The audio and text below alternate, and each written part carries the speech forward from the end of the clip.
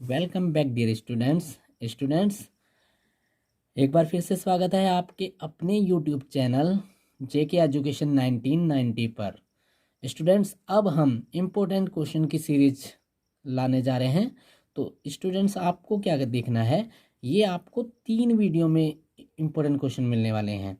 पहली वीडियो में चैप्टर 1 से लेकर 3 तक के इम्पोर्टेंट क्वेश्चन प्लस उसके साथ आपको उनके सॉल्यूशन भी मिलने वाले हैं। फिर चैप्टर 4 से लेकर चैप्टर 8 तक इम्पोर्टेंट क्वेश्चन यानी सेकंड वीडियो में, और उनके सॉल्यूशन भी आपको मिलेंगे। चैप्टर 9 से लेकर चैप्टर 15 तक इम्पोर्टेंट क्वेश्चन प्लस उनके सॉल्यूशन थर्ड वीडियो में आपको मिलेंगे। तो इन 3 वीडियो के जरिए आपको पूरी मैथ की तैयारी करवाई जाएगी, और वो भी इम्पोर्टेंट क्वेश्चन के साथ। तो इस वीडियो को और प्लस आने वाली 2 वीडियो को बहुत ध्यान से देखिए। ये 3 वीडियो आपके मैथ की बहुत अच्छे से तैयारी करवा के जाएंगी, और आपका 90+ स्कोर करवाने में आपकी बहुत मदद करेगी। तो आइए स्टूडेंट्स, देख लेते हैं इम्पोर्टेंट सीरीज का पहला इम्पोर्टेंट क्वेश्चन। स्टूडेंट्स देखिए, पहला इम्पोर्टेंट क्वेश्चन, यूक्लिड विभाजन एल्गोरिथम के प्रयोग से 135 और 225 का एचसीएफ ज्ञात कीजिए। बहुत ही ज़्यादा इम्पोर्टेंट क्वेश्चन है। और स्टूडेंट, एक चीज़ हमें ध्यान रखनी है, आप लोग एग्ज़ाम देने के लिए जाएंगे तो आपको यहाँ पर नंबर चेंज भी मिल सकते हैं। तो आपको क्या करना है, आपको मेथड सीखना है। नंबर चेंज होगा तो अपने आप वहाँ आप इसका सॉल्यूशन कर लेंगे। तो मेथड क्या है देखते हैं। देखिए, यूक्लिड विभाजन एल्गोरिथम जो है 2 नंबर पर यूज होती है।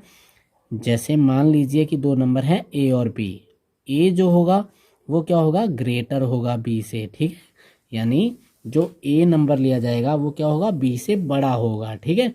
तो अब अगर ए बड़ा है बी से तो हम यूक्लिड विभाजन एल्गोरिथम लिखते हैं यहाँ पर। यूक्लिड विभाजन एल्गोरिथम क्या होती है, A equal B Q plus R. अब बच्चों देखिए, ए और बी तो 2 नंबर थे, और क्यू और आर क्या हैं। देखिए, हम रफ वर्क में चलते हैं। हम इस बी की ए में डिवाइड करते हैं तो हमें कुछ भागफल मिलता है और कुछ रिमाइंडर मिलता है। तो क्यू क्या है, कोशिएंट, और आर क्या है, रिमाइंडर, मतलब भागफल और शेषफल। तो यहाँ पर भागफल लिया जाएगा और यहाँ पर शेषफल। तो हमारे पास 2 नंबर हैं, यहाँ पर है 135 और यहाँ पर 225। जो 225 है वो क्या है, ग्रेटर है 135 से। तो यहाँ से ए क्या हुआ 225, बी क्या हुआ 135। तो यहाँ से हमें छोटे वाले नंबर की, यानी जो छोटी संख्या है उसकी बड़ी संख्या में भाग करनी है, ठीक है। तो भाग करने के बाद देखिए, 135 की 225 में भाग करते हैं तो कितनी बार जाएगा, एक बार। यहाँ पर आएगा 0 और यहाँ 90 हो गया ये, ठीक है। तो यहाँ पर हम इस जो ए बी क्यू और आर है, इस एल्गोरिथम में क्या करते हैं, फिट कर देते हैं। तो ए की वैल्यू कितनी है 225, बी की वैल्यू कितनी है 135, मल्टीप्लाई क्यू की वैल्यू कितनी है 1, और प्लस आर की वैल्यू कितनी है, रिमाइंडर कितना है 90। तो कितना इजी हो गया स्टूडेंट्स, इसमें हमने इसे फिट कर दिया, ठीक है। लेकिन यहाँ से हम एचसीएफ अभी फाइंड नहीं कर सकते। क्यों, क्योंकि एचसीएफ तब फाइंड होगा जब यहाँ पर रिमाइंडर 0 हो जाएगा। तो तब तक हमें इसे सॉल्व करते जाना है, बार बार इसी एल्गोरिथम का यूज करते जाना है। तो पुनः, लेकिन अब यहाँ एक चीज़ ध्यान रखनी है, ये जो है ये हमारा ए हो जाएगा और ये जो है हमारा बी हो जाएगा। तो यहाँ से पुनः यूक्लिड विभाजन एल्गोरिथम से, ठीक है, यूक्लिड विभाजन एल्गोरिथम क्या है वो, अब तो याद हो जानी चाहिए, A equal B Q plus R. अब ए क्या होगा हमारा 135 और बी जो है वो है 90। पुनः हम चलते हैं अपने रफ वर्क में। तो यहाँ से हमने 90 की भाग कर देनी है 135 में। तो कितनी बार जाएगा यहाँ पर एक बार, और यहाँ कितना आ जाएगा रिमाइंडर 5 और यहाँ 4 यानी 45। तो यहाँ मल्टीप्लाई कितने से करेंगे 1 और रिमाइंडर कितना है 45। ठीक है, तो अब आगे चलते हैं। देखिए अभी भी हमारा रिमाइंडर 0 नहीं आया, तो इसे आगे करने के लिए फिर से हमें यूक्लिड विभाजन एल्गोरिथम यूज करनी है। तो यहाँ फिर से लिख देंगे, यहाँ हम डायरेक्ट भी लिख सकते हैं, बार बार लिखने की कोई आवश्यकता नहीं है। तो 90 इक्वल कितना हो जाएगा 45 इंटू, अब फिर से हमें 45 की किसमें ए में डिवाइड करनी है, ए मतलब 90 में। ठीक है, तो 45 2 जा 90 होता है। तो यहाँ रिमाइंडर कितना आ गया 0, जो हमें चाहिए था। ठीक है, तो यहाँ लिखेंगे 2 + 0। अगर रिमाइंडर 0 आ जाता है तो हमारा जो ये भाग करने वाला यानी भाजक होता है वो हमारा क्या होता है, वो HCF होता है। तो हम क्या लिखेंगे यहाँ पर HCF इक्वल 45, ये हमारा आंसर है। ठीक है, तो हमारा पहला इंपॉर्टेंट क्वेश्चन सॉल्व हो चुका है। यहाँ पर ये जो प्रमेय है ये आपने पिछली कक्षाओं में भी पढ़ रखी है, लेकिन वो हम थ्योरिकल यानी हिंदी में पढ़ चुके हैं। ठीक है, तो उसमें देखिए वो क्या होती है, भाज्य बराबर भाजक गुणा भागफल और प्लस क्या होता है शेषफल होता है। कितना होता है शेषफल। ठीक है, तो ये 7th 8th में ये एल्गोरिथम है। ठीक है, यानी वो सिंपल इस वे में दी होती है, तो अब हम उसे इस तरीके से पढ़ रहे हैं। ठीक है, तो नेक्स्ट क्वेश्चन प्यारे बच्चों, हमारा सेकंड इम्पोर्टेंट क्वेश्चन जो है वो ये है, सिद्ध कीजिए √3 एक अपरिमेय संख्या है। बहुत ज़्यादा इम्पोर्टेंट क्वेश्चन है। तो एक चीज़ इसमें भी मैं बताऊंगा कि बच्चों यहाँ पर भी हमें मेथड सीखना है। √3 की जगह √5 कर दें और √7 कर दें तो हमें तरीका वही लगाना है, सिर्फ नंबर चेंज करना है, और बहुत ही इजी मेथड से मैं इसे सॉल्व करवाऊंगा। ठीक है, तो देखिए सबसे पहले हम प्रूव क्या करने जा रहे हैं कि ये संख्या अपरिमेय है। तो यहाँ पर इसका अपोजिट हम इसे मान लेंगे कि ये एक परिमेय संख्या है। तो यहाँ लिखेंगे माना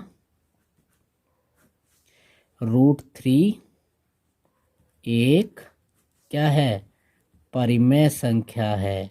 क्या है परिमेय संख्या है। अच्छा, अगर ये परिमेय संख्या है तो परिमेय संख्या के बारे में हमने क्या पढ़ रखा है कि वो P/Q के रूप में होती है, जहाँ पर Q जो है वो क्या होता है 0 नहीं हो सकता, और दूसरी चीज़ क्या P और Q का जो HCF है वो एक के अलावा कुछ नहीं होना चाहिए, यानी एक होना चाहिए। ठीक है, तो हम इसे P/Q के रूप में लिख सकते हैं ना, यानी P/Q के इक्वल लिख सकते हैं। ठीक है, तो हम क्या लिखेंगे यहाँ पर √3 जो है वो क्या होगा P/Q के इक्वल होगा। यहाँ पर हम लिख देंगे जो Q है वो इक्वल नोट 0 होना चाहिए, और P तथा Q का HCF क्या होना चाहिए, वो सिर्फ क्या होना चाहिए एक होना चाहिए, एक के अलावा कुछ भी नहीं होना चाहिए। यानी P और Q क्या है सह अभाज्य संख्याएं हैं। ठीक है, समझ गए। तो यहाँ से अगला स्टेप है हमारा, हम यहाँ से इसकी क्रॉस मल्टीप्लाई कर सकते हैं। तो क्या आएगा, यानी जो P आएगा वो क्या आएगा √3Q के इक्वल। ठीक है, तो अगला स्टेप है हमारा दोनों पक्षों का क्या कर दें हम वर्ग कर दें। ठीक है, तो यहाँ लिखेंगे दोनों पक्षों का वर्ग करने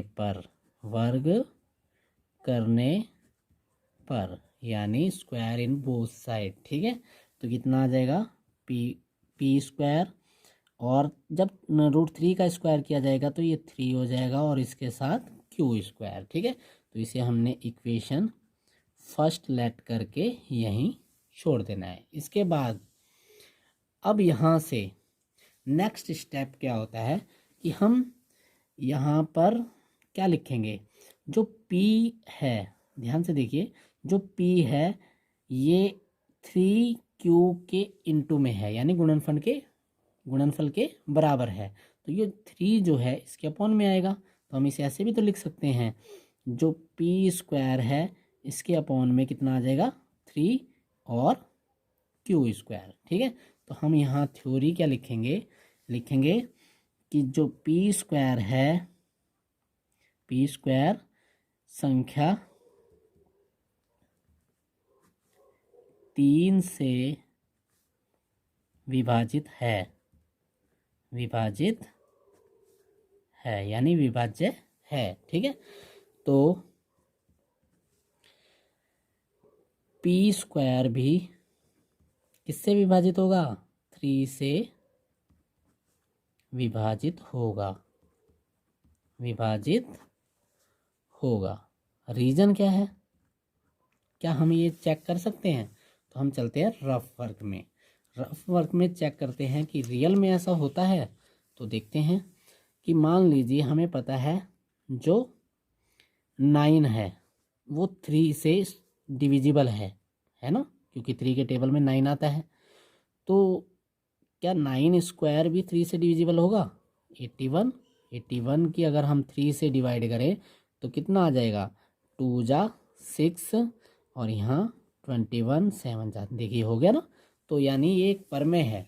ठीक है, परमेय आपकी एनसीईआरटी की बुक में 1.3 परमेय दे रखी है, उसमें ये दे रखा है कि कोई संख्या का वर्ग किसी एक संख्या से डिविजिबल होता है यानी विभाज्य होता है, तो वो संख्या जो है, यहाँ पर देख लीजिए थोड़ा रॉन्ग हो गया, यहाँ पर P भी। ठीक है, तो किसी संख्या का वर्ग अगर किसी संख्या से विभाजित है तो वो संख्या भी उस संख्या से विभाजित होगी, यानी वर्ग हटाने पर भी वह संख्या 3 से विभाजित हो जाएगी, P 3 से विभाजित हो जाएगा।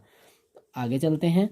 अब देखिए हम मान लेते हैं कि माना एक और हम नंबर मान लेते हैं, माना जो P है, इस नंबर को देखना है। ठीक है, इस P को हमने 3R के इक्वल मान लेना है। ठीक है, P को क्या मान लेना है, 3R के इक्वल। अब ये जो P की वैल्यू है हमने इक्वेशन 1 में पुट कर देनी है, तो यहाँ लिखेंगे P का मान समीकरण 1 में लिखने पर या रखने पर, P का मान समीकरण 1 में रखने पर। ठीक है, तो देखिए रखते हैं समीकरण 1 में हम P की प्लेस पर 3R लिखते हैं, तो 3R का होल स्क्वायर हो जाएगा और इधर 3Q स्क्वायर। ठीक है, 3 3 जा क्या होता है 9R square equal 3Q square. ठीक है, तो हम क्या लिखेंगे यहाँ पर, R स्क्वायर इक्वल कितना हो जाएगा 3Q स्क्वायर अपॉन में 9। ठीक है, तो यहाँ तक बच्चों समझ आ गया होगा आपको। नेक्स्ट स्टेप क्या है कि यहाँ से हम 3 को 9 से डिवाइड करें तो कितना आएगा 3, तो R स्क्वायर इक्वल आ जाएगा Q स्क्वायर अपॉन 3। ठीक है, तो यहाँ से देखिए जो Q है, Q स्क्वायर है वो 3 से डिविजिबल है, तो यहाँ पर लिखेंगे Q स्क्वायर संख्या 3 से विभाजित है या विभाज्य है, 3 से विभाज्य है। देखिए है ना, बटे में 3 दे रखा है, तो विभाज्य है, तो Q भी संख्या 3 से विभाजित होगा या होगी। ठीक है, अब यहाँ पर एक चीज़ ध्यान दीजिए, हमने ये कहा था कि P तथा Q का HCF 1 होगा यदि ये परमेय संख्या है तो। ठीक है, यानी P बटे Q परमेय संख्या होती है तो शर्त ये होती है कि Q 0 नहीं होना चाहिए और P तथा Q का HCF 1 होना चाहिए। अब ध्यान से देखिए, जो P है, देखिए P है वो 3 से विभाजित हो रहा है और जो Q है वो भी 3 से विभाजित हो रहा है। तो अगर ये दोनों 3 से विभाजित हो रहे हैं तो इनका कम से कम HCF 3 तो आता है। ठीक है, अब HCF इधर कितना था, 1 होना चाहिए था, लेकिन यहाँ कितना आ रहा है, 3। तो ये क्यों आ रहा है, क्योंकि हमने गलत कल्पना की थी। हमारी कल्पना ये थी कि √3 एक परमेय संख्या है। तो इसका सही कल्पना क्या होगी, यानी सही उत्तर क्या होगा कि √3 एक अपरमेय संख्या है। तो बच्चों यहाँ पर क्या लिखना है, हमें यहाँ पर लिखना है कि HCF जो है वो इक्वल नोट 1, यानी बराबर नहीं है 1 के। तो ये 1 के बराबर क्यों नहीं है, क्योंकि यह हमारी गलत कल्पना के कारण हुआ। कल्पना यानी जो गलत हमने मान लिया था। ठीक है, गलत कल्पना के कारण हुआ। गलत कल्पना क्या थी, यहाँ लिख देंगे कि √3 एक परमेय संख्या है। ये हमारी गलत कल्पना थी। ठीक है, तो गलत ये था तो सही क्या हुआ, अर्थात क्या लिखेंगे, या अतः क्या, √3 एक अपरमेय संख्या है। यही हमने प्रूव करना था। ठीक है, तो ये सेकंड क्वेश्चन, इम्पोर्टेंट क्वेश्चन जो था वो भी हमारा सॉल्व हो चुका है। अब देखते हैं हम अपना थर्ड क्वेश्चन। ठीक है, बहुत इम्पोर्टेंट क्वेश्चन था, इसे एक बार और देख लीजिए। सबसे पहले हमें क्या करना है, हमें सिद्ध करना है कि √3 जो है वो एक परमेय संख्या है। √3 एक परमेय संख्या है, ये प्रूव करना है। तो हमने माना √3 एक परमेय संख्या है, तो प्रूव क्या करना है, अपरमेय संख्या। हमने उसके अपोजिट, इसका उल्टा, हमने मान लिया कि √3 जो है एक परमेय संख्या है। तो परमेय संख्या की एक गुण होता है कि वो P/Q के रूप में होती है, और Q जो है 0 नहीं होता। P और Q जो होती हैं सहअभाज्य संख्या होती हैं, यानी उनका जो HCF होता है वो 1 आ सकता है, 1 से ऊपर नहीं। ठीक है, तो हम यहाँ से क्रॉस मल्टीप्लाई करेंगे तो P बराबर 3Q आ जाएगा। ठीक है, दोनों पक्षों का वर्ग कर देंगे तो इधर P² हो जाएगा, इधर √3 का स्क्वायर होगा 3 और Q² हो जाएगा। ठीक है, इधर ये गुणा में है तो उधर बट्टे में जाएगा। तो यानी जो P² है वो किससे कट रहा है, 3 से डिविजिबल हो रहा है। ठीक है, तो P भी किससे कटेगा, 3 से कटेगा, यानी 3 से विभाजित होगा। तो यहाँ तक हमने इसे सॉल्व किया। उसके बाद हमने क्या है, P की प्लेस पर हमने 3R पुट कर दिया, यानी हमने मान लिया कि P जो है वो 3R के बराबर है। यहाँ पर √5 को करना हो तो 5R मान लेंगे, और 7 को करना हो तो 7R मान लेंगे। ठीक है, तो P का मान समीकरण 1 में रख देंगे। समीकरण 1 है P² 3Q², तो यहाँ पर हो जाएगा 3R²। ठीक है, और इधर उसका भी होल स्क्वायर 3Q², 3 3 जा 9 और R² इधर है 3Q²। तो ये इधर अपॉन में जाएगा क्योंकि मल्टीप्लाई में है, इसे कैंसिल आउट करेंगे तो यहाँ आ जाएगा R² बराबर Q²/3। अब यहाँ पर Q² जो है वो 3 से विभाजित है, यानी 3 से विभाज्य है, तो Q भी 3 से विभाजित होगा, यानी कम से कम HCF 3 आया। यानी यहाँ लिख देंगे हम, HCF लिख देते हैं, HCF कितना आया, 3। HCF इक्वल नहीं है किसके, 1 के। यह क्यों ऐसा हुआ, यह हमारी गलत कल्पना के कारण हुआ कि √3 एक परमेय संख्या है। तो अगर ये गलत है तो इसकी जगह सही क्या होगा, √3 एक अपरमेय संख्या है। तो ये प्रूफ हो गया। ठीक है, तो हम सेकंड क्वेश्चन को सॉल्व कर चुके हैं।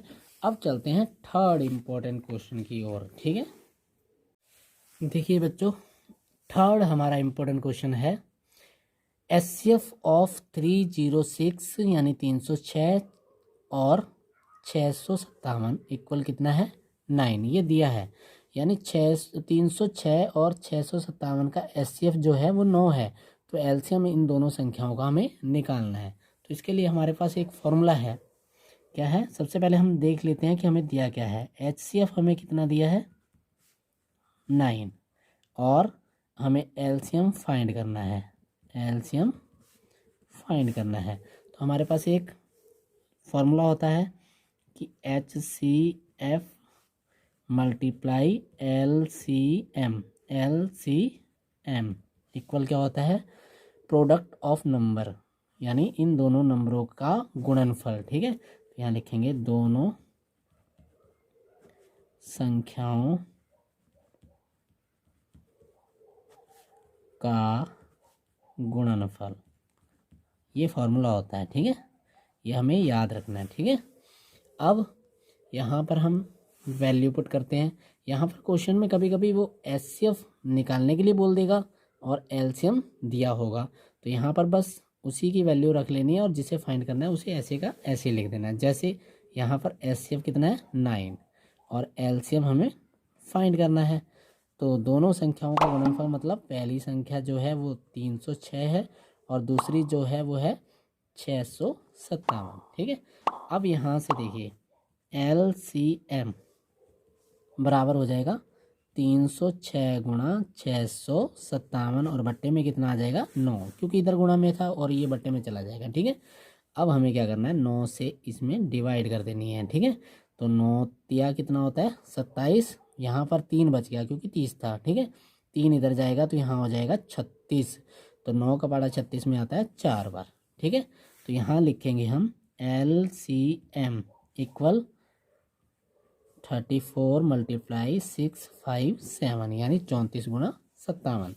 तो यहाँ मल्टीप्लाई कर लेते हैं रफ वर्क में, तो यहाँ 657 की मल्टीप्लाई हमने करनी है 34 से। ठीक है, तो 4 सत्ते 28 का 8, 4 पंजे 20 और 2 22, 4 छिंग 24 और 2 26, 3 सत्ते 21 का 1, 3 पंजे 15 और 1, 3 पंजे 15 और 2 17, यहाँ पर 3 छिंग 18 और 1 19, जोड़ देंगे 8 3 13 का 3, 9 2 11 और 1 12, यहाँ पर 2 यानी 22,338। ठीक है, तो यहाँ 22338 ये हमारा क्या आ गया LCM। ठीक है, तो यही हमारा आंसर है। इम्पोर्टेंट क्वेश्चन था। अब हम देख लेते हैं फोर्थ इम्पोर्टेंट क्वेश्चन है, एक द्विघात बहुपद ज्ञात कीजिए जिसके शून्यकों का योग √2 तथा गुणनफल 1/3 है। बच्चों मैं साथ साथ आपको ये बताता जा रहा हूँ कि इससे रिलेटिव क्वेश्चन आ सकता है। जैसे √2 इसका योगफल दे रखा है और गुणनफल 1/3 दे रखा है, तो ये संख्या बदल सकते हैं, आपको मेथड सीखना है। ठीक है, और बच्चों ये ध्यान रखिए मैं हर एक चीज़ बताता जा रहा हूँ, वीडियो थोड़ी बड़ी हो जाएगी। ठीक है, तो इसे आप ध्यानपूर्वक देख लीजिए, वीडियो चाहे जितनी बड़ी हो जाए, मकसद है आपको सीखना। ठीक है, तो यहाँ से हम इसे सॉल्व करते हैं। तो सबसे पहले हमें शून्यकों का योगफल दे रखा है, तो सॉल्व यानी हल शुरू करते हैं। यहाँ से दे रखा है शून्यकों का योगफल, शून्यकों का योगफल। ठीक है, कितना है यानी सम ऑफ जीरोज। ठीक है, कितना है √2। ठीक है, अब दूसरा क्या दे रखा है शून्यकों का गुणनफल, प्रोडक्ट ऑफ जीरोज। ठीक है, शून्यकों का गुणनफल कितना है 1/3। ठीक है, तो अब हमें बहुपद ज्ञात करना है। क्या ज्ञात करना है बहुपद। इसके लिए आपके पास एक फॉर्मूला है, वो याद भी होना चाहिए। क्या वो होता है x²। ठीक है, x² माइनस शून्यकों का योगफल। ठीक है, और मल्टीप्लाई में x और प्लस शून्यकों का गुणनफल। क्या लिखेंगे शून्यकों का गुणनफल। ठीक है, अब बच्चों एक चीज़ और आपको बता दूं, ये जो है ये हमारा सेकंड चैप्टर से लिया गया है क्वेश्चन। ठीक है, तो सेकंड चैप्टर यूपी बोर्ड में तो ये हट चुका है, ठीक है। लेकिन उत्तराखंड बोर्ड में भी शायद ये हट चुका है, लेकिन हमें इसे फिर भी कर लेना चाहिए, कोई पता नहीं है ये क्वेश्चन फिर से आ जाए एग्जाम में, ठीक है।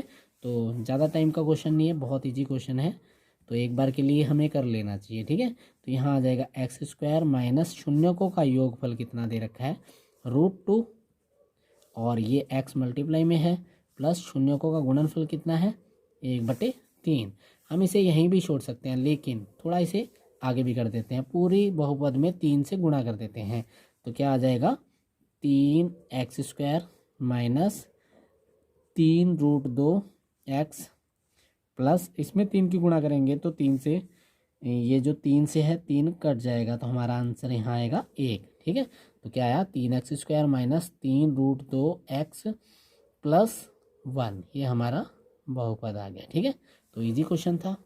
नेक्स्ट अब देखिए क्वेश्चन नंबर 5, ये भी बहुत इंपॉर्टेंट क्वेश्चन है।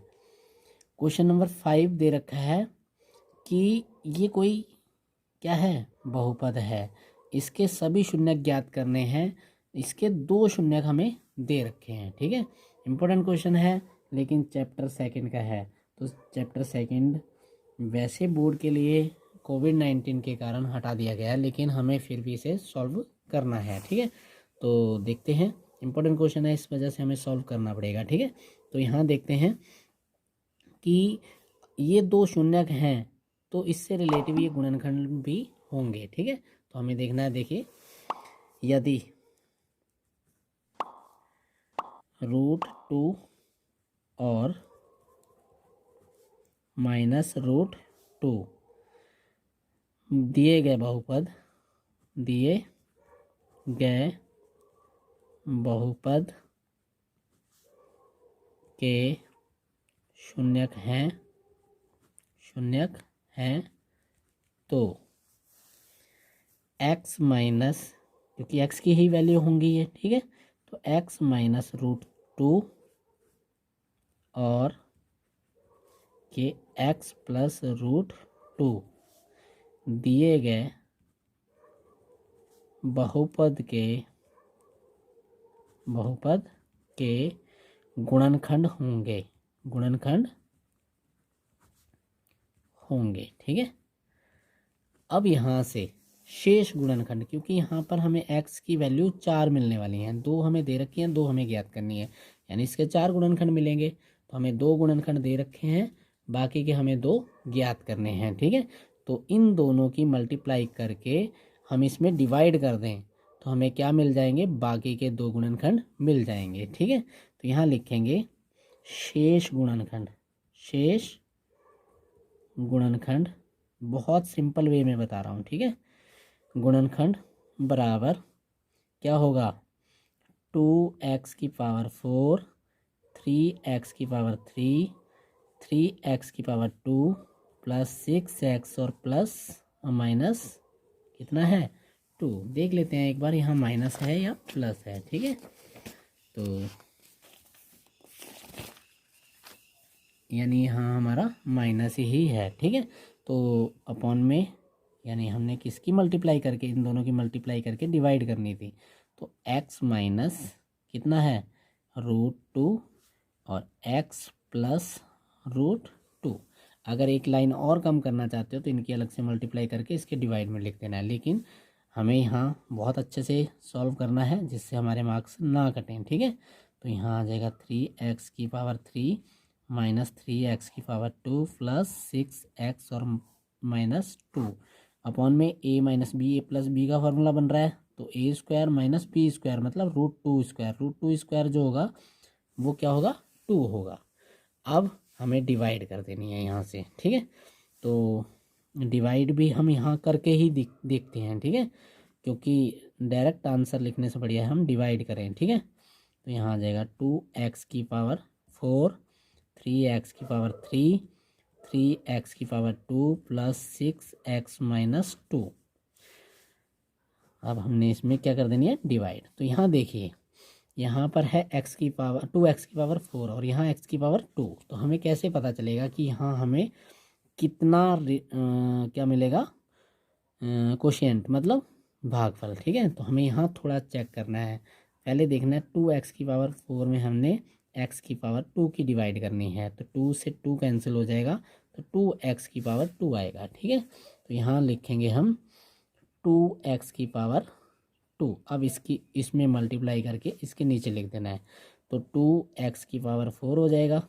इसकी मल्टीप्लाई 2 में करेंगे तो 4x⁴ आ जाएगा। ठीक है, क्यों 2 आ जाएगा। यहाँ देखिए, यहाँ थोड़ा ध्यान भी रखना है, यहाँ पर देखिए x नहीं है। ठीक है, तो जल्दबाजी नहीं करनी है, इसकी मल्टीप्लाई इसमें करना है, तो x⁴ ही है, तो ये हमें यहाँ लिखना है। ठीक है, 4x⁴, क्योंकि समघाती एक साथ लिखनी है, यानी एक जैसी घातों वाली। ठीक है, तो ये हमें यहाँ नहीं लिखना है। ठीक है, तो अब क्या करना है, हमने साइन चेंज करने होते हैं। ठीक है, यहाँ माइनस और माइनस का अपोजिट साइन होता है प्लस। ठीक है, तो ये कैंसिल आउट। अब यहाँ कितना लेंगे, 3x⁴ और प्लस 3 माइनस कर देंगे 4 में से, तो कितना आएगा 1x² प्लस 6x और -2। ठीक है, अब देखें यहाँ पर है -3x²। ठीक है, और अपॉन में हमारा कितना है, कितने से हमने डिवाइड करनी है, x² से, तो ये इससे कैंसिल हो जाएगा। ठीक है, तो यहाँ लिखेंगे हम कितना -3। ठीक है, तो यहाँ -3 लिखेंगे तो हमारा आ जाएगा 3 और प्लस यहाँ 3 था हमारा। ठीक है, 3 और x बच जाएगा। ठीक है, 2 कैंसिल होगा तो 3x। ठीक है, यहाँ आ जाएगा -3x⁴, और माइनस माइनस की मल्टीप्लाई करते हैं तो हो जाता है प्लस, और 3 2 जा 6, यानी 3 दूनी 6। ठीक है, तो यहाँ आ जाएगा प्लस, यहाँ आ जाएगा माइनस। ठीक है, तो ये कैंसिल और ये भी कैंसिल, क्या बचा x² और -2। ठीक है, अब देखिए इधर भी x² है और नीचे भी x², इससे ये कैंसिल हो जाएगा, तो 1 टाइम, यानी यहाँ पर हम क्या लिखेंगे +1।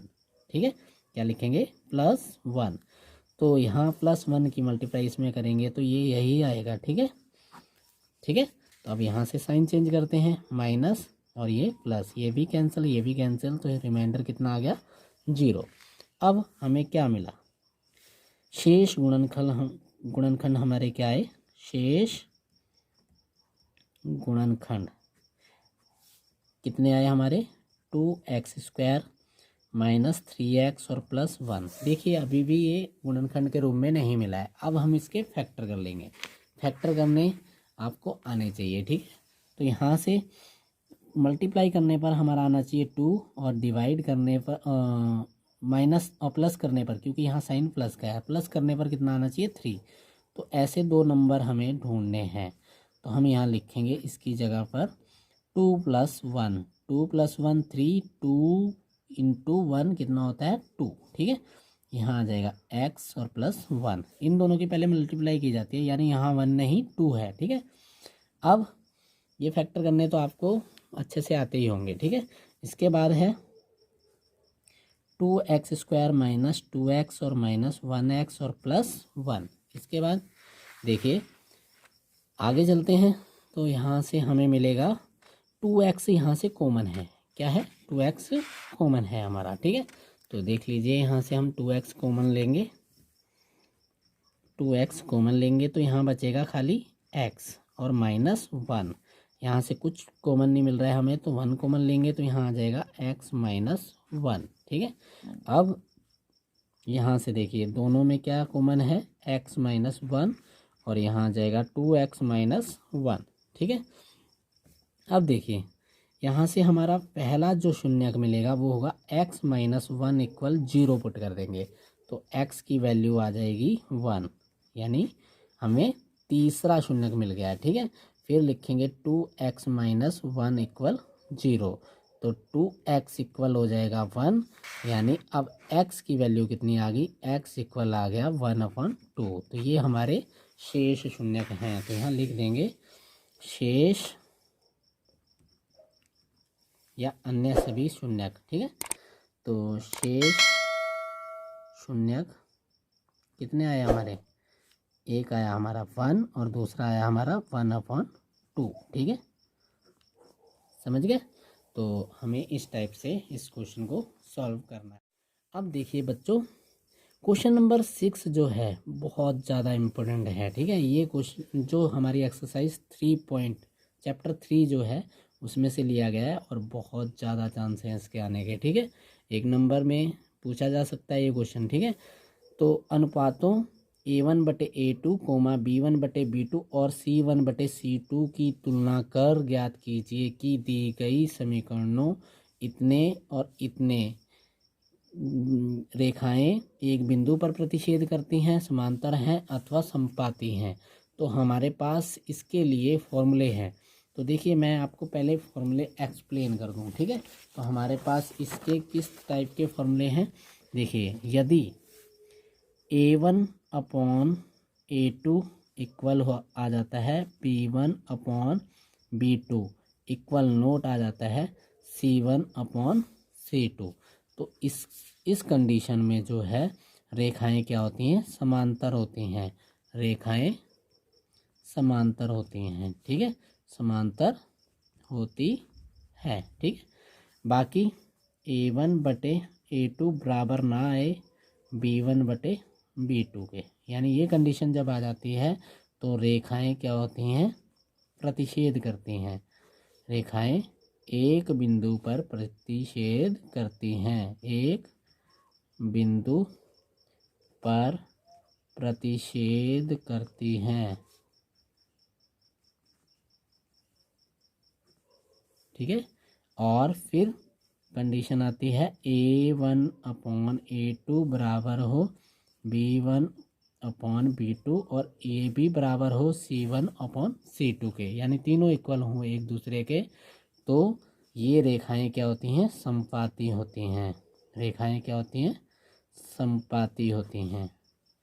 रेखाएं समपाती, ठीक है। यानी इस कंडीशन में हमें बहुत सारे आंसर मिलेंगे, ठीक है, समपाती है, ठीक है। तो ये कंडीशन हमें पता होनी चाहिए, ठीक है। तो इसी कंडीशन यानी तीनों फॉर्मूलों का यूज करके हम पता लगा लेंगे कि रेखाएं कैसी हैं। तो इस क्वेश्चन में चलते हैं। इस क्वेश्चन में क्या दे रखा है, हमारे पास 2 इक्वेशन है। पहली इक्वेशन है 5x - 4y + 8 = 0, इक्वेशन फर्स्ट है। फिर दूसरी इक्वेशन है 7x + 6y - 9 = 0, इक्वेशन सेकंड, ठीक है। अब हमने इसकी तुलना करनी है। तो दी गई समीकरणों की तुलना किससे करनी है हमें, A1x + B1y + C1 = 0 एवं A2x + B2y + C2 = 0 से करने पर, ठीक है। यानी फर्स्ट इक्वेशन की तुलना इससे करनी है और सेकंड की इससे करनी है, ठीक है। तो हमें इससे तुलना कैसे करनी है, तुलना का मतलब क्या है कि x की जगह तो x है और a और b की जगह कौन कौन से नंबर हैं, ठीक है। तो क्या लिखना है हमें, यहाँ देखिए पहली इक्वेशन में x की जगह a की जगह A1 की जगह कितना है 5, तो यहाँ लिखेंगे A1 = कितना है 5 और B1 की वैल्यू कितनी है -4। देखिए इधर B1 है और इधर B1 की वैल्यू है -4, ठीक है। फिर C1 की वैल्यू देखो कितनी है +8। इसी तरीके से इक्वेशन सेकंड की तुलना जो है इससे करते हैं। तो यहाँ आ जाएगा A2 = 7, B2 = कितना है 6 और C2 = है -9। ध्यान से देखिए x के साथ A2 है, इधर x के साथ कितना है 7, y के साथ B2 है, y के साथ कितना है 6 और C2 -9, ठीक है। अब यहाँ से चेक करते हैं कि हमारा रेशियो यानी अनुपात क्या आता है। तो सबसे पहले हम A1/A2 निकालते हैं, कितना आया 5/7। फिर निकालते हैं हम B1/B2, वो आ गया -4/6, या हम इसे लिखना चाहें तो 2/3 -2/3 लिख सकते हैं। क्या ये B1 B2 A1/A2 के इक्वल है? नहीं है। देखिए ये 5/7 है और ये -2/3 है। तो हम यहाँ लिखेंगे A1/A2 बराबर नहीं B1/B2। ठीक है, तो इसका मतलब क्या है कि रेखाएं एक बिंदु पर प्रतिच्छेद करेंगे। ठीक है, तो यहाँ लिख देंगे अतः रेखाएं एक बिंदु पर प्रतिच्छेद करेंगी। तो उम्मीद है स्टूडेंट्स ये आपको बहुत अच्छे से समझ आ गया होगा और बहुत ही इजी वे में मैंने इसे बताया। एक और इम्पोर्टेंट क्वेश्चन देख लेते हैं। क्वेश्चन नंबर 6, यदि किसी भिन्न का अंश और हर, यानी किसी भिन्न के अंश के है ये, ठीक है, यानी यदि किसी भिन्न के अंश और हर दोनों में 2 जोड़ दें तो वह 9/11 हो जाती है। यदि अंश और हर दोनों में 3 जोड़ दें तो वो 5/6 हो जाती है। तो वह भिन्न ज्ञात करनी है। भिन्न मतलब फ्रैक्शन। ठीक है, और हमें मान लेना है कि वह भिन्न क्या है, x/y है। तो यहाँ पर हम सॉल्यूशन शुरू करते हैं। यहाँ दे रखा है, हम मान लेते हैं, माना भिन्न, भिन्न यानी परमेय संख्या है। ठीक है, भिन्न का अंश, अंश क्या है, x, फिर माना भिन्न का हर क्या है, y। ठीक है, अब भिन्न क्या हो जाएगी, तो भिन्न बराबर अंश बटे हर होता है, यानी x बटे क्या आ जाएगी, y। ठीक है, तो हमारी यहाँ पहली कंडीशन जो है वो क्या है कि अंश और हर दोनों में 2 जोड़ देना है। ठीक है, दे रखा है ना, अंश तथा हर दोनों में 2 जोड़ दें। ठीक है, तो यहाँ लिखेंगे प्रथम शर्तानुसार, यानी पहली शर्त से। ठीक है, या हम ये भी लिख सकते हैं प्रश्नानुसार। ठीक है, तो यहाँ पर क्या है, अंश में भी 2 जोड़ना है, यानी इसमें भी 2 जोड़ना है, और हर में भी 2 जोड़ देना है। तो जो हमारी भिन्न है वो 9/11 हो जाती है।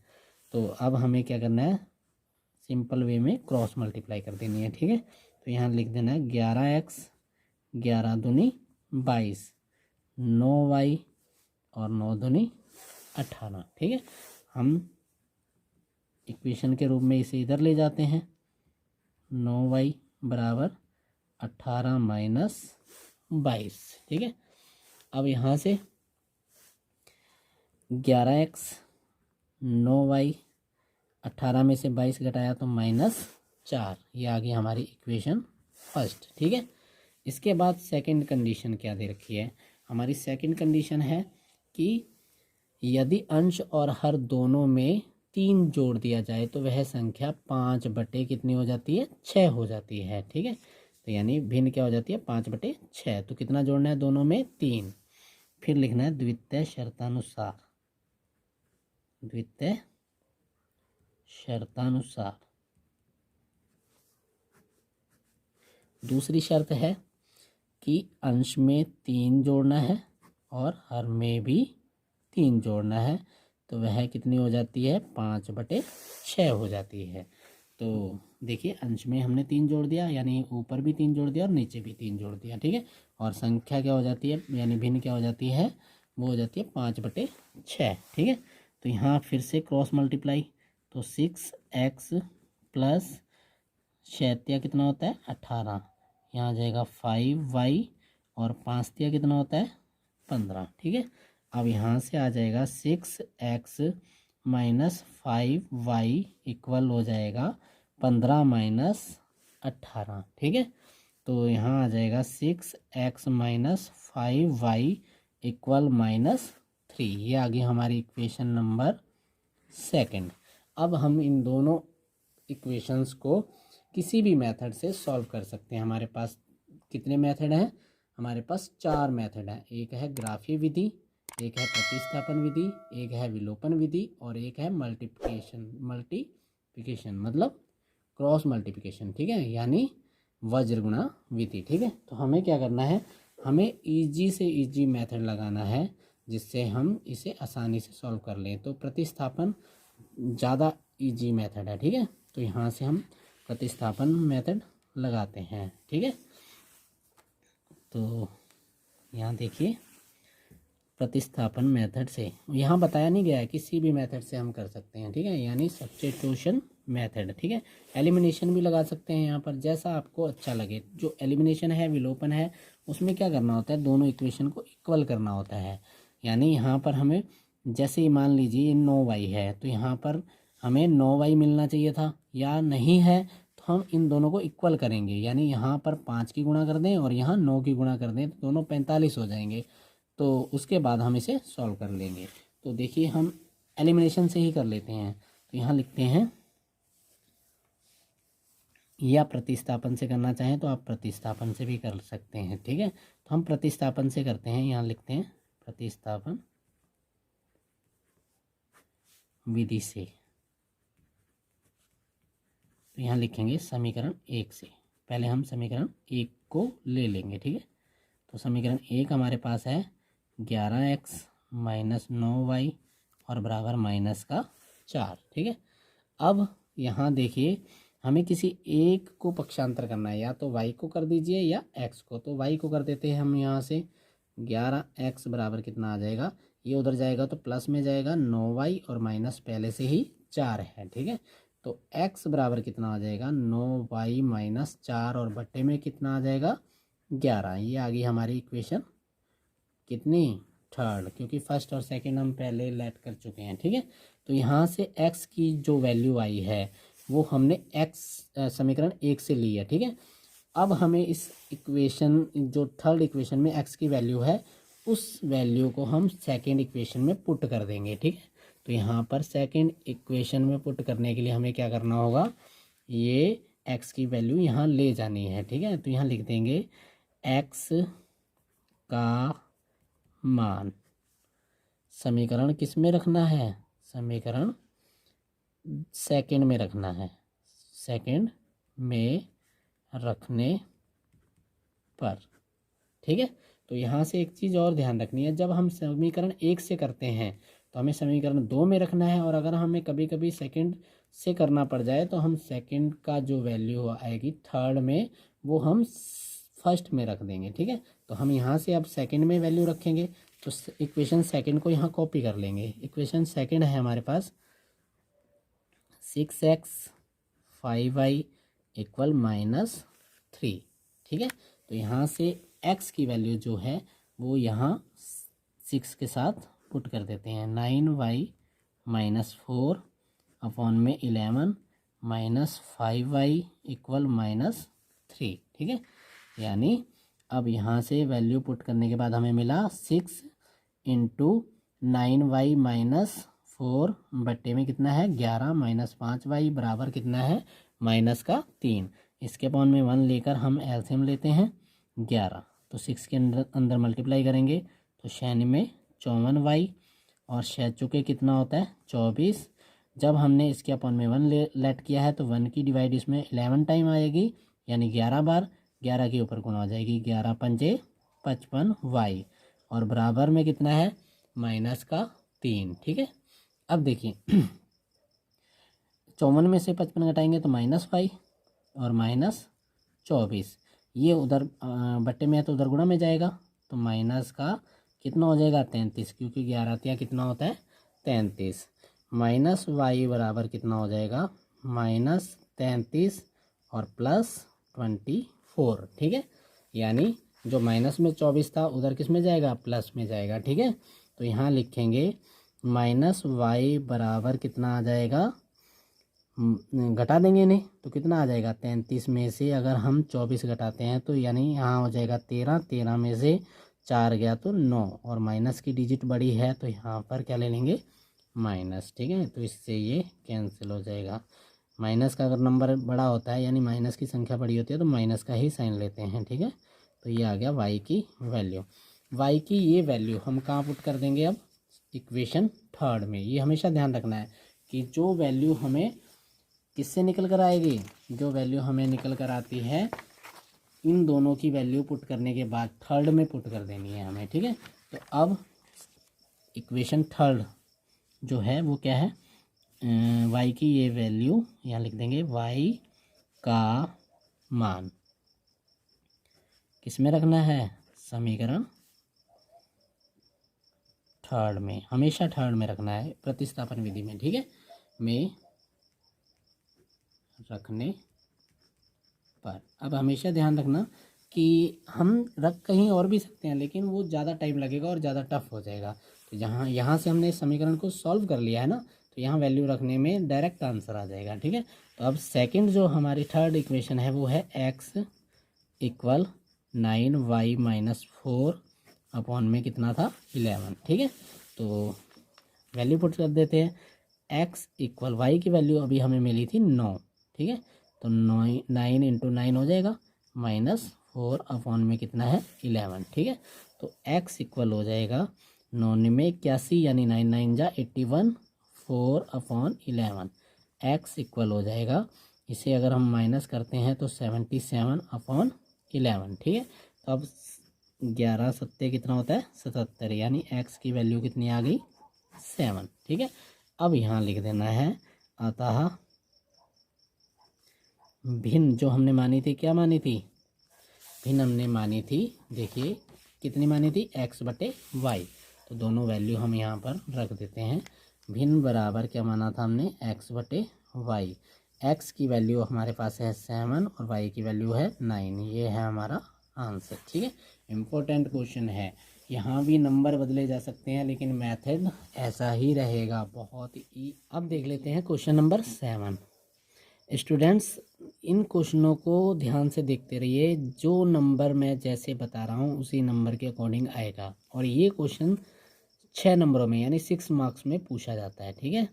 तो अच्छा क्वेश्चन है, बहुत ही ज़्यादा इम्पोर्टेंट क्वेश्चन है, इसलिए इस क्वेश्चन को सिलेक्ट किया गया है, ठीक है। तो सबसे पहले देखते हैं क्वेश्चन को। 2 अंकों की संख्या के अंकों का योग 9 है, इस संख्या का 9 गुना संख्या के अंकों को पलटने से बनी संख्या का 2 गुना है, वह संख्या ज्ञात कीजिए। तो अब 2 अंकों की संख्या में एक इकाई का अंक होगा और एक दहाई का अंक होगा। तो हम सॉल्यूशन इसका शुरू करते हैं, ठीक है। तो सबसे पहले हम मान लेते हैं, माना संख्या का दहाई का अंक, दहाई का अंक क्या है x, ठीक है। फिर माना संख्या का इकाई का अंक, इकाई का अंक क्या है y है, ठीक है। अब संख्या क्या बनेगी, तो संख्या बराबर, अब यहाँ से बहुत ध्यान से देखना, संख्या बनेगी 10 दहाई प्लस इकाई, ये फॉर्मूले के तौर पर याद कर लीजिए, ठीक है। और इसे समझने के लिए एक बार देख लीजिए कि हम ऐसा क्यों लिखते हैं। देखिए, अगर कोई आपको 2 अंक दे दिए जाएं, मान लो एक संख्या है 52, ठीक है, यानी 52, इसमें दहाई का अंक 5 है और इकाई का अंक 2 है। अब आपको ये कहा जाता है कि दहाई का अंक 2 है, 5 है और इकाई का अंक 2 है, तो आप संख्या बनाइए। तो आप डायरेक्ट ऐसे लिख देते हैं, लेकिन संख्या से नहीं बनती। हम क्या करते हैं, 5 गुणा 10 गुणा दहाई का अंक और प्लस उसमें इकाई का अंक जुड़ा होता है, यानी 10 पंजे 50 प्लस 2 कितना आया 52। इस टाइप से संख्या निकलती है, तो उसी टाइप से हमने यहाँ भी लिख दिया है, ठीक है। अब यहाँ देखिए, 10 दहाई का अंक है x और इकाई का अंक है y। यहाँ तक उम्मीद है अच्छे से समझ गए होंगे बच्चों, ठीक है। अब नेक्स्ट इक्वेशन बनाते हैं, कैसे बनेगी, 2 अंकों की संख्या के अंकों का योग, यानी इन दोनों का टोटल कितना है 9 है। तो यहाँ लिखते हैं प्रथम शर्तानुसार या प्रश्नानुसार भी लिख सकते हैं हम, ठीक है। क्या लिख सकते हैं, प्रश्नानुसार, ठीक है। प्रश्न में क्या दिया गया है, यानी प्रश्न अनुसार का मतलब प्रश्न में दिया गया है क्या है, अंकों का योग कितना है, यानी अंकों का योग कितना है 9, दोनों को जोड़ने पर 9, यानी दोनों को जोड़ने पर कितना आता है 9 आता है। तो ये आ गई हमारी इक्वेशन नंबर फर्स्ट। ठीक है। फिर पुनः प्रश्नानुसार दोबारा क्या बोल रहे हैं, प्रश्न के अनुसार ये बोला जा रहा है इस संख्या का 9 गुना, यानी इस संख्या का 9 गुना कर दिया जाता है। तो हम क्या करते हैं 9 गुना किसका, इस संख्या का। ठीक है। इक्वल संख्या के अंकों को पलटने से बनी संख्या का 2 गुना है। संख्या के अंकों को पलट दिया जाता है, तो पहले तो हम संख्या के अंकों को पलट देते हैं, यानी 10 के साथ y को कर देते हैं और x को इकाई की जगह ले जाते हैं। ठीक है। तो उसका कितना है 2 गुना है। ठीक है।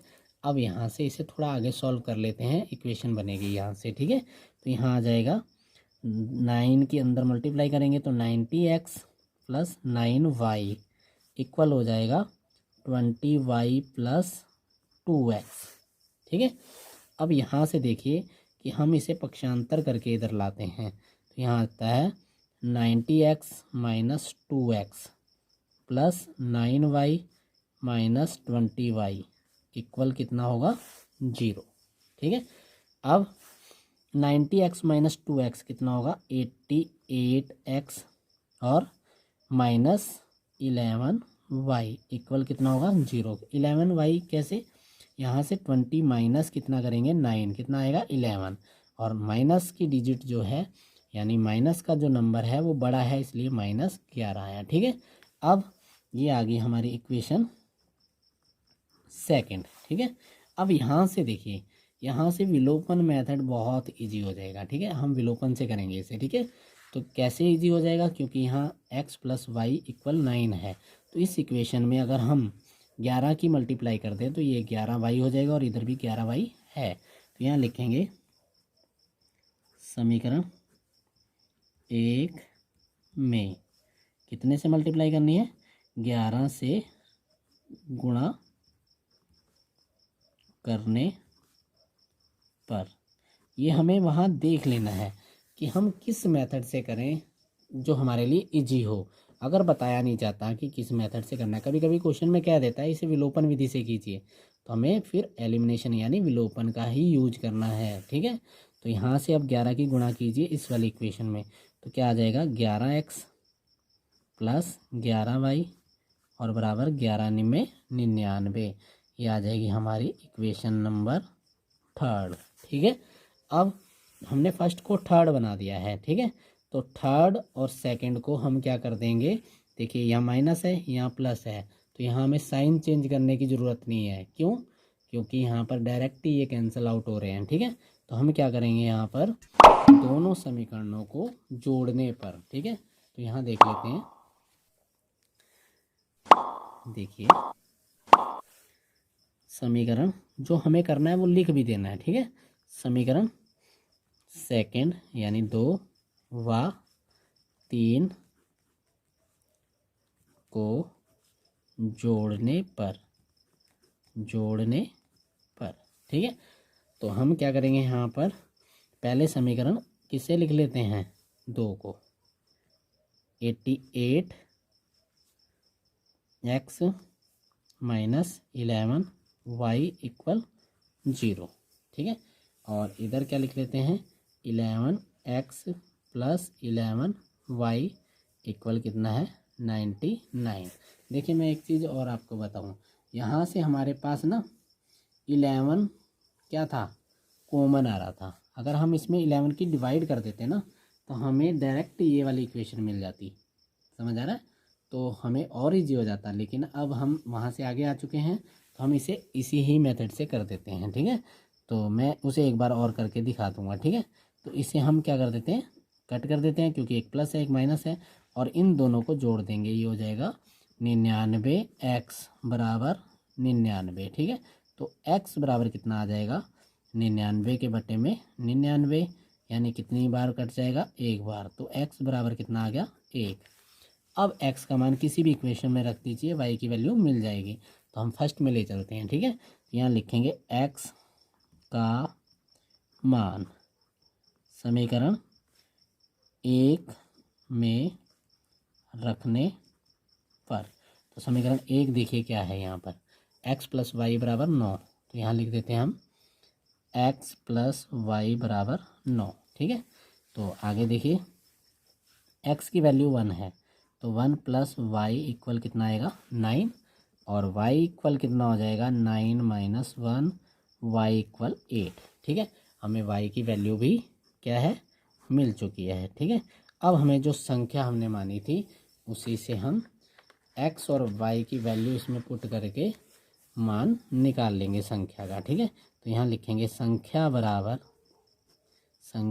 बराबर क्या मानी थी हमने 10x प्लस वाई।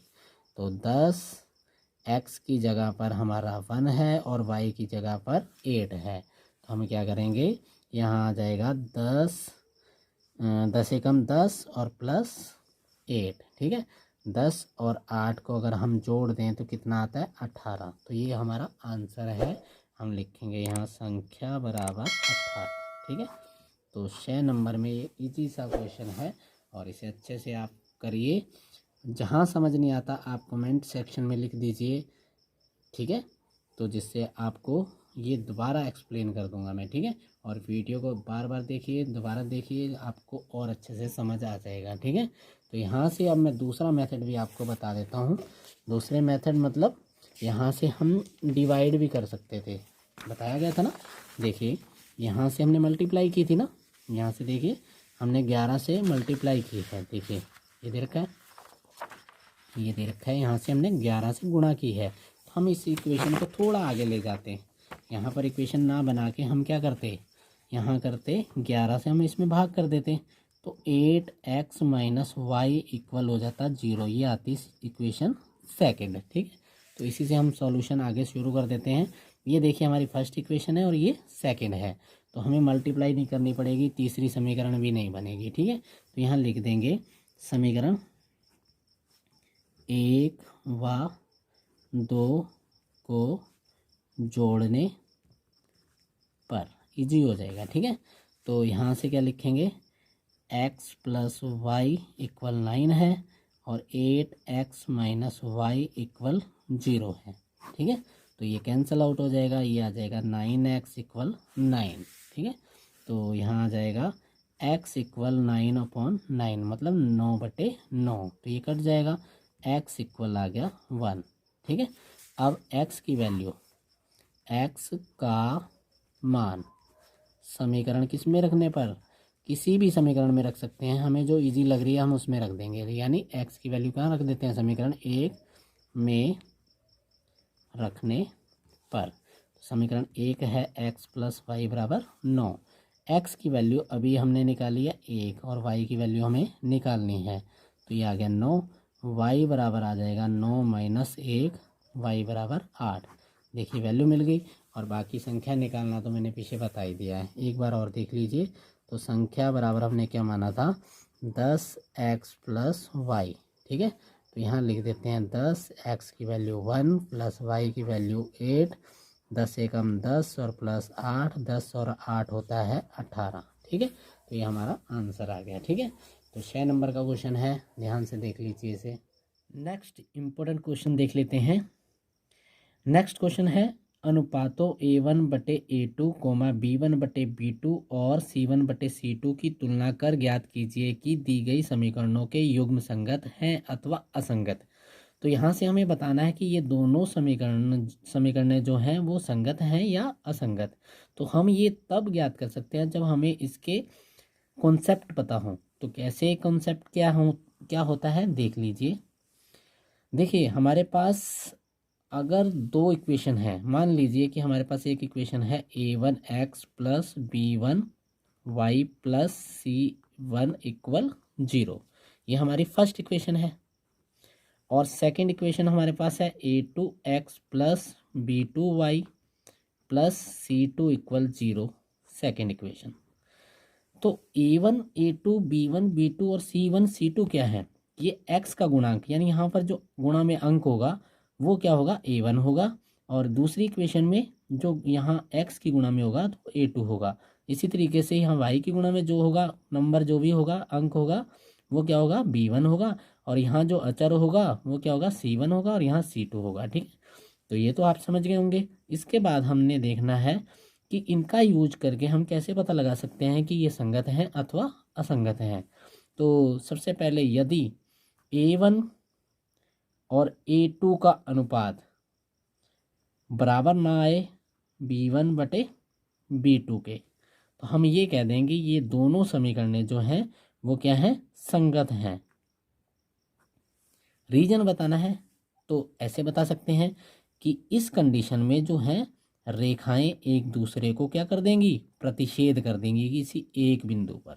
क्या करेंगी, किसी एक बिंदु पर रेखाएं क्या करेंगी, प्रतिच्छेद करेंगी। तो हमें यहाँ से x और y की एक वैल्यू मिलेगी। ठीक है, तो यानी एक एक हमें उनका मान मिलेगा। ठीक है, तो जब हमें x और y की वैल्यू मिल जाती है तो हम यहाँ कह सकते हैं कि ये संगत है। ठीक है, दूसरी कंडीशन है A1 बटे A2 बराबर हो B1 बटे B2, और ये आगे बराबर ना हो C1 बटे C2। तो इस कंडीशन में हमें इन दो समीकरणों का कोई हल नहीं मिलता, तो हम ये कहेंगे कि ये समीकरण, दोनों समीकरण क्या हैं, असंगत हैं। क्या है, असंगत हैं। ठीक है, यानी इस कंडीशन में हम लिखेंगे असंगत। ठीक है, तो बहुत अच्छे से समझ आ रहा होगा आपको। आगे देखिए, नेक्स्ट देखते हैं, एक कंडीशन और है, क्या A1 बटे A2 इक्वल हो B1 बटे B2 और इक्वल हो C1 बटे C2। तो यहाँ पर भी देखिए रेखाएं क्या होंगी, समपाती होंगी। यहाँ क्या होंगी, रेखाएं समांतर होंगी। तो ये रेखाएं एक दूसरे को जब प्रतिच्छेद नहीं करेंगे तो x और y की वैल्यू हमें नहीं मिल सकती। तो हम कहेंगे समीकरणों के युग्म क्या है, असंगत हैं। तो इस कंडीशन में क्या होगा कि एक रेखा के ऊपर दूसरी इक्वेशन जो है, जो दूसरी समीकरण है, उसकी भी इसी के ऊपर एक रेखा जाएगी। ठीक है, तो यानी ये जो पीछे नीचे एक रेखा थी उससे दूसरी वाली रेखा बहुत सारे बिंदुओं पर प्रतिच्छेद करेगी। ठीक है, तो इस कंडीशन में x और y के बहुत सारे मान मिलेंगे। तो उस कंडीशन में भी x और y के मान मिल रहे हैं, तो हम कहेंगे यहाँ पर भी समीकरणों के जो युग्म है वो क्या है, संगत हैं। तो इन दो कंडीशन में हमें समीकरणों के युग्म संगत मिलते हैं, और इस कंडीशन में हमें समीकरण के युग्म असंगत मिलते हैं। तो अब हम आ जाते हैं अपने क्वेश्चन में। तो अब क्वेश्चन को सॉल्व करना थोड़ा इजी हो गया होगा। हमें क्या करना है, यहाँ से A1 A2 B1 B2 की वैल्यू फाइंड करनी है पहले तो। ठीक है, तो यहाँ से इक्वेशन 1 जो है उसे लिख लेते हैं, 3x प्लस 2y, ये इक्वल में था, इसे इधर लेकर आते हैं तो -5 इक्वल 0 हो जाएगा। तो यहाँ आ जाएगी इक्वेशन फर्स्ट। सेकंड हमारी कंडीशन क्या थी, 2x minus 3y minus 7 equal कितना हो जाएगा, 0, इक्वेशन सेकंड। ठीक है, अब इनकी तुलना हमने इन दो समीकरणों से करनी है। तो यहाँ लिखेंगे दी गई समीकरणों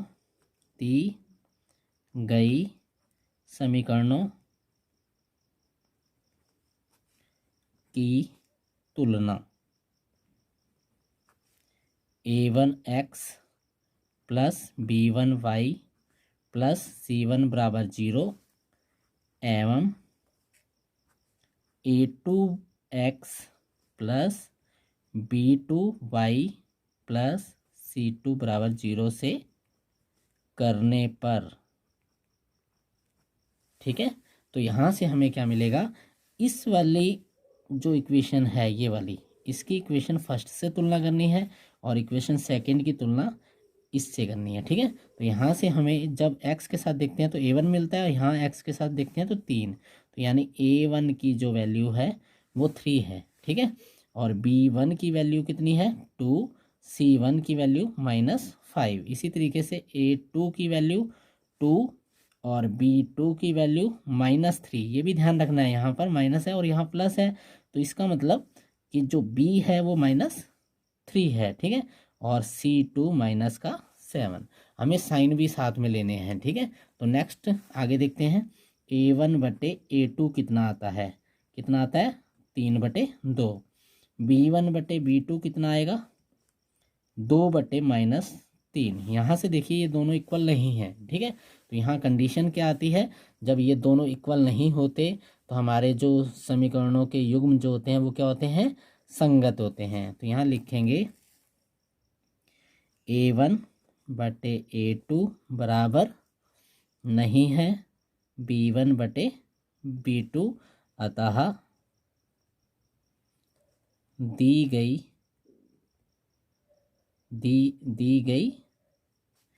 समीकरणों के युग्म क्या हैं, संगत हैं। क्या है, संगत है, ठीक है। तो ये कॉन्सेप्ट आपको बहुत अच्छे से समझ आ गया होगा।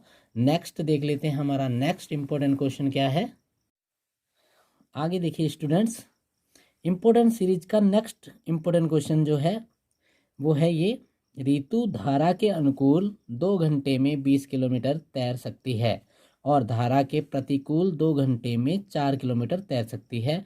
उसकी स्थिर जल में चाल ज्ञात करनी है और धारा की चाल ज्ञात करनी है, ठीक है। तो सबसे पहले हमें अनुकूल और प्रतिकूल के बारे में समझना होगा।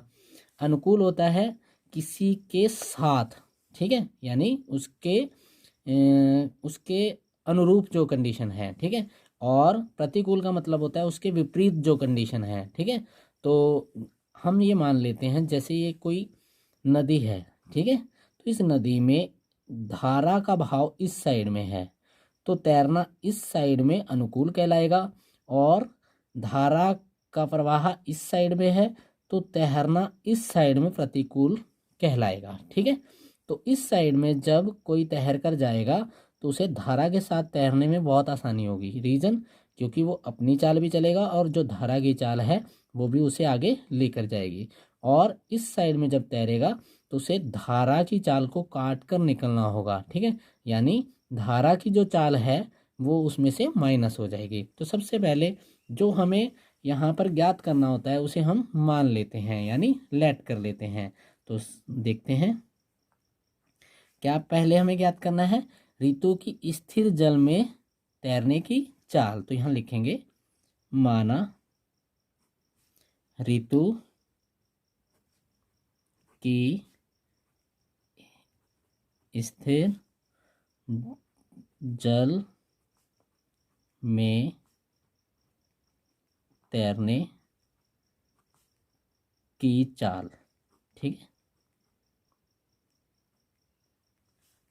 x किलोमीटर प्रति घंटा। अब दूसरा क्या हमें ज्ञात करना है, धारा की चाल। फिर लिखेंगे माना धारा की चाल, धारा की चाल क्या है, y किलोमीटर प्रति घंटा, यानी y किलोमीटर पर हॉर्स, ठीक है। अब देखिए अनुकूल उसकी चाल क्या हो जाएगी तैरने की, तो यहाँ लिखेंगे धारा के अनुकूल चाल, धारा के अनुकूल ऋतु के तैरने की चाल, तैरने की चाल क्या होगी, x + y, ठीक है। और धारा के प्रतिकूल, प्रतिकूल का मतलब विपरीत दिशा में ऋतु के तैरने की चाल। अब क्या होगा कि जो धारा की चाल है ना वो ऋतु की चाल में से माइनस हो जाएगी, ठीक है। तो यहाँ तक समझ आ चुका होगा आपको। अब आगे देखते हैं कि हमें यहाँ से एक फॉर्मूला भी पता होना चाहिए, चाल बराबर दूरी बटे समय, ये फॉर्मूला आपको याद होगा। अब यहाँ से चाल, प्रथम जो शर्त है वो क्या है, यानी पहली शर्त या पहली कंडीशन, प्रथम शर्तानुसार पहली कंडीशन है कि ऋतु धारा के अनुकूल 2 घंटे में 20 किलोमीटर तैर सकती है, समय और दूरी दे रखी है, और चाल अनुकूल क्या है ये। तो चाल बराबर दूरी बटे समय लगाकर हम यहाँ से इक्वेशन बनाते हैं। चाल किसकी बात हो रही है, अनुकूल, धारा के अनुकूल चाल की बात हो रही है। तो धारा के अनुकूल क्या है, x + y, और बराबर दूरी, कितनी दूरी तैर सकती है 20 किलोमीटर। समय, कितना समय है 2 घंटे। इजी हो गया। x प्लस वाई बराबर, इसे कैंसिल आउट करते हैं तो कितना आएगा 10।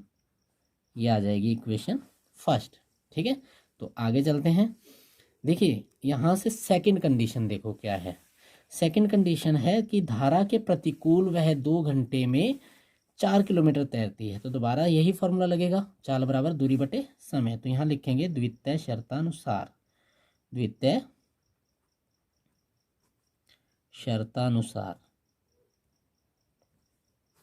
दूसरी शर्त है कि धारा के प्रतिकूल, प्रतिकूल हमने क्या चाल मानी है उसकी, x माइनस वाई। देखिए चाल बराबर दूरी बटे समय, तो चाल अब क्या है x माइनस वाई। दूरी कितनी चलती है वो 4 किलोमीटर, समय 2 घंटे ही लगते हैं। ठीक है, तो यहाँ 2 से इसे कैंसिल आउट करेंगे तो कितना आएगा 2। ठीक है, तो आगे आगे देखते हैं। यहाँ से हमारी सेकंड कंडीशन पूरी हो चुकी है। तो x माइनस वाई बराबर कितना आ जाएगा -2। ये इक्वेशन सेकंड है। ठीक है, तो 2 समीकरणें मिल चुकी हैं हमें, और हमारे पास एलिमिनेशन, सब्स्टिट्यूशन मेथड और क्रॉस मल्टीप्लिकेशन मेथड है, और इससे हम इन्हें सॉल्व कर सकते हैं दोनों इक्वेशंस को। ठीक है, तो दोनों इक्वेशन सॉल्व करने के लिए हम यहाँ से देखिए हमारे पास एलिमिनेशन सबसे बढ़िया मेथड है, यानी विलोपन विधि। तो यहाँ से लिखते हैं समीकरण 1 व 2 को जोड़ने पर, समीकरण 1 व 2 को जोड़ने पर। अब एक चीज़ बताइए, जोड़ने पर ही हमने क्यों लिखा है, यहाँ पर घटाने पर क्यों नहीं लिखा? क्योंकि हमें एलिमिनेट करना है y को, यानी y को हमने काटना है। तो यहाँ कट कैसे सकता है, एक प्लस का होना चाहिए, एक माइनस का, और दोनों बराबर होने चाहिए, यानी इनके गुणांक बराबर होने चाहिए। तो है प्लस और माइनस, यहाँ पर हमें साइन चेंज करने की आवश्यकता नहीं है। तो जिस समय हमें साइन चेंज ना करने हो तो जोड़ने पर लिख देते हैं, और जब हमें साइन चेंज करने पड़ते हैं तो हम घटाने पर, क्योंकि साइन चेंज तभी होंगे जब हम माइनस करेंगे। ठीक है, तो इक्वेशन फर्स्ट है हमारी x प्लस वाई इक्वल कितना है 10, और सेकंड है x माइनस वाई इक्वल 2। ठीक है, दोनों को जोड़ते हैं, ये कैंसिल आउट हो जाएगा, तो ये हो जाएगा 2x इक्वल 12। तो x इक्वल आ जाएगा 12/2, आ जाएगा 6, x इक्वल 6। ठीक है, x की वैल्यू मिल गई हमें। अब x की वैल्यू मिल गई है 6, तो x क्या हमने लेट किया था, x हमने लेट किया था ऋतु की स्थिर जल में चाल। तो अब हमें क्या निकालनी है, धारा की चाल। ठीक है, तो x का मान समीकरण 1 में रखने पर, 1 में रखने पर, तो यहाँ पर 1 में भी रख सकते हैं हम और 2 में भी रख सकते हैं, लेकिन किसी न किसी इक्वेशन में तो रखना है। तो हम समीकरण 1 में इसका मान रख देते हैं। तो यहाँ आ जाएगा 6 प्लस वाई बराबर 10। इस इक्वेशन में हमने x की जगह पर 6 रख दिया, y और 10। ठीक है, तो y बराबर कितना हो जाएगा 10 माइनस 6, और y की वैल्यू हमें कितनी मिली 4, यानी 10 माइनस 6 कितना होगा 4, यानी 10 माइनस 6 होता है 4। तो x की वैल्यू हमें मिली 6 और y की वैल्यू हमें मिल गई 4। तो यहाँ हम लिख देंगे, यहाँ हम क्या लिखेंगे, ऋतु की स्थिर जल में चाल, जल में तैरने की चाल कितनी है 6 किलोमीटर प्रति घंटा। ठीक है, और धारा की चाल जो हमने वाई मानी थी कितनी है 4 किलोमीटर प्रति घंटा। तो ये हमारा x था और ये हमारा y है। तो ये थे कुछ इम्पोर्टेंट क्वेश्चन बच्चों। अब आप ये सोच लीजिए कि एग्ज़ाम आपके आ ही चुके हैं, और अच्छे से तैयारी कीजिए, आपको इम्पोर्टेंट क्वेश्चन मिलते रहेंगे। 3 चैप्टर तक ये आपको इम्पोर्टेंट क्वेश्चन दे दिए गए हैं। इसके बाद 4th से लेकर आगे के जो क्वेश्चन हैं, चैप्टर हैं, उनके इम्पोर्टेंट क्वेश्चन आपको नेक्स्ट वीडियोस में मिलते रहेंगे। तो आपको ये 9 क्वेश्चन हैं, ये बहुत अच्छे से तैयार कर लेने हैं। बाकी इन्हें तैयार करने के बाद आपके पास अगर समय बच जाता है, टाइम बचता है, तो आप और क्वेश्चन इससे रिलेटिव देख लीजिए, जिससे आपकी तैयारी अच्छे से हो जाए और इनसे अलग भी कोई क्वेश्चन आ जाता है तो आप उसे सॉल्व कर पाएँ। बाकी ये क्वेश्चन तो इम्पोर्टेंट हैं ही, इन्हें बहुत अच्छे से तैयार कर लीजिए। बोर्ड एग्ज़ाम में आपको इसी तरीके के क्वेश्चन मिलने वाले हैं। तो बेस्ट ऑफ लक।